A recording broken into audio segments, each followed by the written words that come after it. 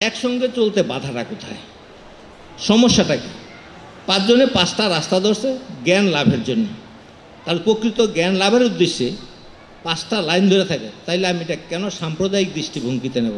আমিও শান্তির পথ খুঁজতেছি, সে তার স্বভাব প্রকৃতি অনুযায়ী তার কাছে মনে হচ্ছে এই পথটা বোধহয় ভালো, তাহলে সে করতেছে।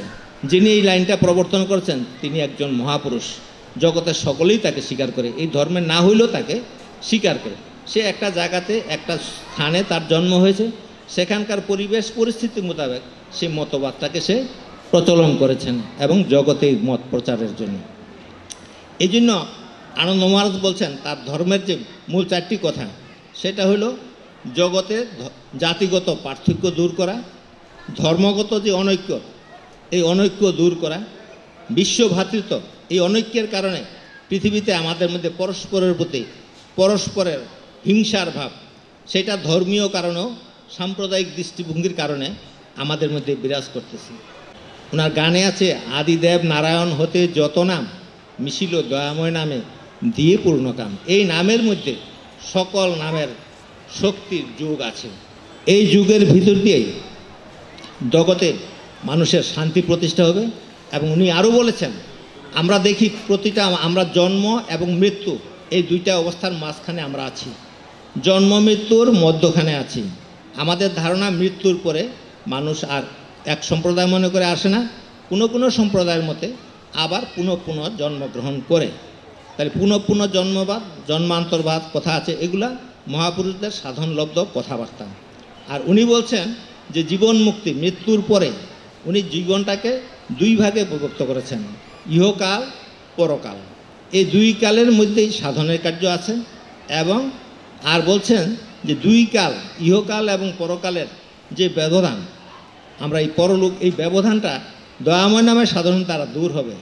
মানুষ ইহকালে স্থূল শরীরে পরকালে সূক্ষ্ম শরীরে থাকে, তার সেই স্থূল সূক্ষ্ম সাধন করলে দয়াময় নামে সাধনের ভিতর দিয়া স্থূল সূক্ষ্ম দুইটা অবস্থা একজনে একসঙ্গেই লাভ করবে।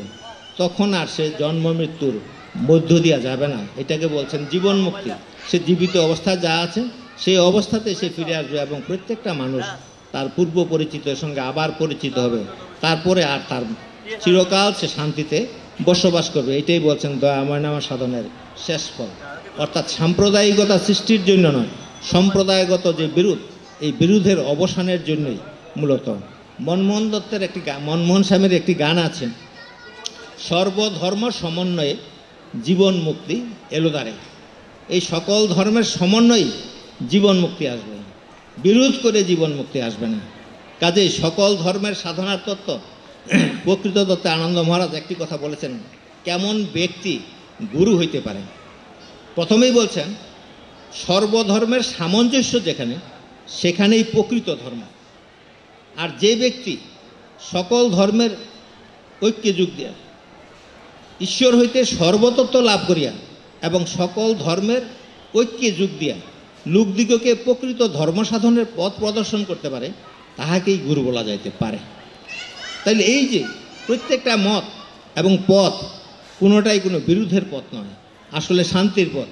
আমরা ব্যবহার করতে যারা আছি তাদের প্রবর্তকদের পরবর্তীকালে এসে এই বিরোধের মধ্যে নিজেদেরকে জড়িয়ে ফেলেছি। এই বিরোধের কারণে আমাদের ধর্মজীবনের ক্ষতি হচ্ছে।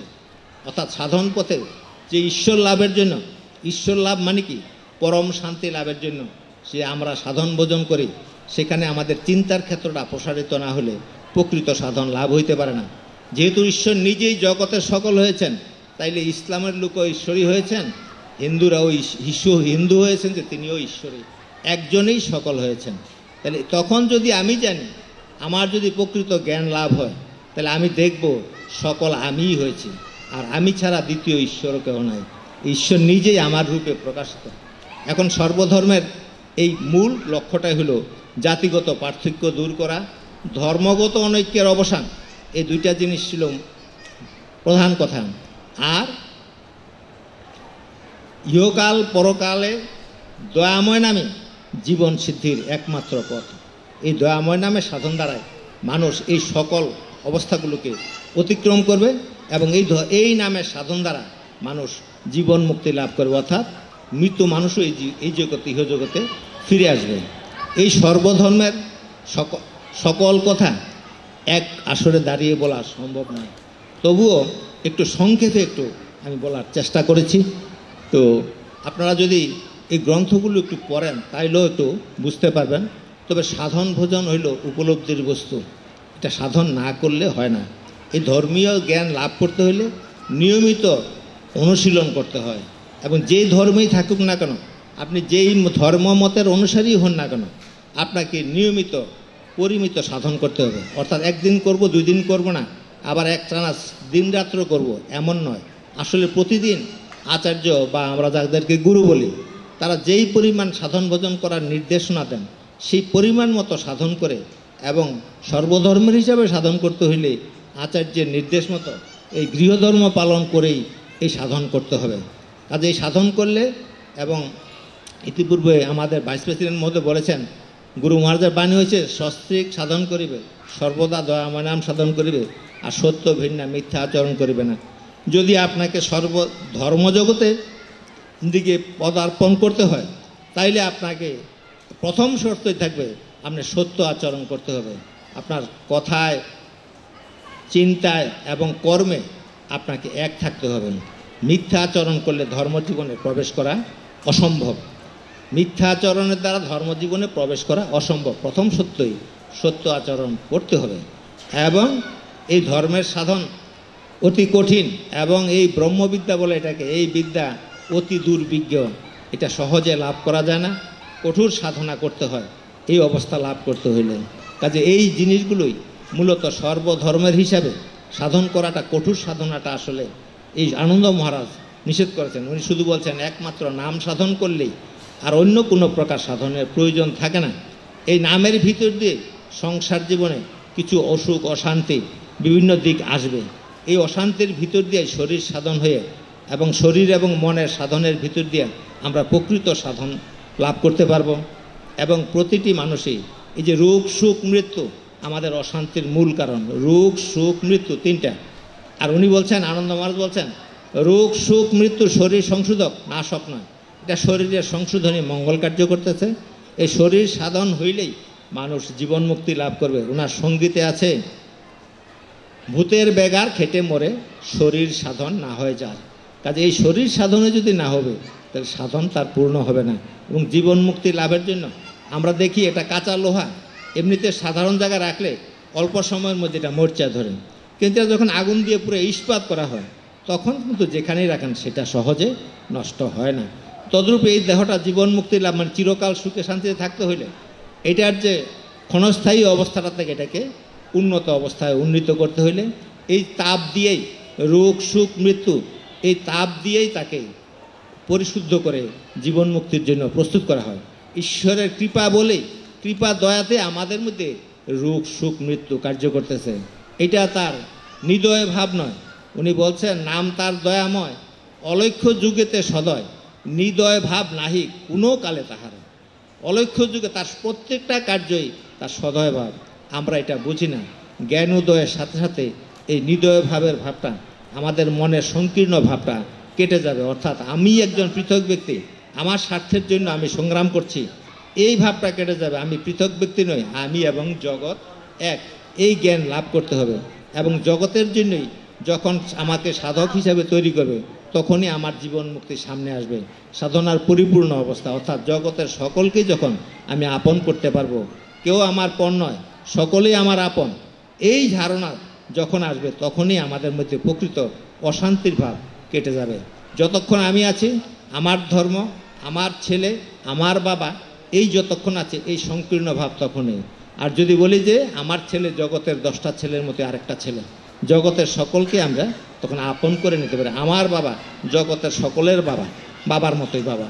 কাজে আমার ভাই জগতের সকলের ভাইয়ের মতোই ভাই, আমার ভাই। তাহলে আমার প্রতি আমার কথাটা, এই কথাটা আমার এবং আমি, এই কথার অর্থগত অনেক পরিবর্তন হয়ে যায় জ্ঞান উদয় হইলে পরে।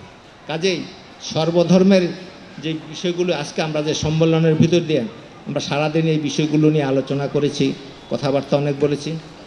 সন্ধ্যার সময় প্রভু স্যার এখনকার অনুষ্ঠানে এসে আমাদেরকে ধন্য করেছেন, এবং ওনার উৎসাহ উদ্দীপনায় এই ঢাকা জগন্নাথ হলের আমাদের যে সমস্ত ছেলেপেলে আছে এবং ঢাকা শহরে অবস্থিত আমাদের অন্যান্য সকল ছেলেপেলেদেরকে নিয়ে এখানে একটা সুন্দর পরিবেশে এই অনুষ্ঠানটি করার সুযোগ করে দেওয়ায় আমি আমার সর্বধর্ম মিশনের পক্ষ থেকে আমাদের এই হল প্রভু স্যারের নিকট একেবারে বলব কৃতজ্ঞতা জানাচ্ছি এবং আশা করি ওনার ভবিষ্যৎ জীবন সুখী সুন্দর এবং আনন্দময় হোক এই প্রার্থনা জানি এবং সকলেরই এই সেই পরমানন্দ লাভে জীবন ধন্য হোক এই প্রার্থনা জানিয়ে আমার আজকের সভার এখানেই সমাপ্তি ঘোষণা করছি। জয় দয়াময়। এখন এখন সকলে দাঁড়িয়ে একটু জয়ধ্বনি দেন, একটু দাঁড়িয়ে। জয় দয়াময়ের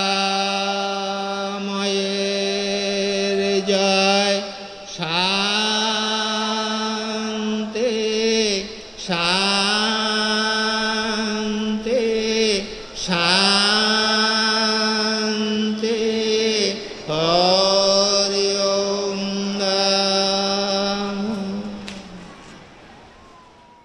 আজকের অনুষ্ঠানের সভাপতি সর্বধর্ম মিশনের মাননীয় প্রেসিডেন্ট মহোদয়কে সর্বধর্মের আদর্শ এবং সর্বধর্ম বিষয়ে খুব গঠনমূলক এবং দীর্ঘ সময় নিয়ে আলোচনা করার জন্য, তাতে আমাদের সকলেরই বুঝতে সুবিধা হয়েছে এবং আশা করি ওনার এই বক্তব্যের মাধ্যমে অনেকের বিভ্রান্তি দূর হয়ে যাবে। তারপরেও আমরা পরবর্তীতে স্যার যেই কথাটি বলেছেন যে একটি লিফলেট বিতরণের মাধ্যমে সেই প্রচেষ্টা আমরা করব। মাননীয় প্রেসিডেন্ট মহোদয়ের মাধ্যমে আমরা স্যারকে সেই লিফলেটটা দিয়ে দেব যেন সকল ধরনের বিভ্রান্তি দূর হয়ে যায়। শুধু সর্বধর্মার্থী ভ্রাতা ভগ্নীগণ, এবার আমাদের সঙ্গীত আয়োজন আছে। স্যার গত বছরও সময় নিয়ে কিছুটা গান শুনেছেন। আমাদের গানগুলো কিন্তু আমাদের যে মতাদর্শ সেই মতাদর্শের বাইরে নয়। সেই গানগুলোর মধ্যে দেবতার বিচরণ আছে, নামের শক্তি আছে। সেই গানগুলো খুবই সুললিত এবং মধুর। আমি স্যারকে বিনীত অনুরোধ করব স্যারকে একটু ধৈর্য ধরে আমাদের এই গানগুলো শোনার জন্য। জয় দয়াময়।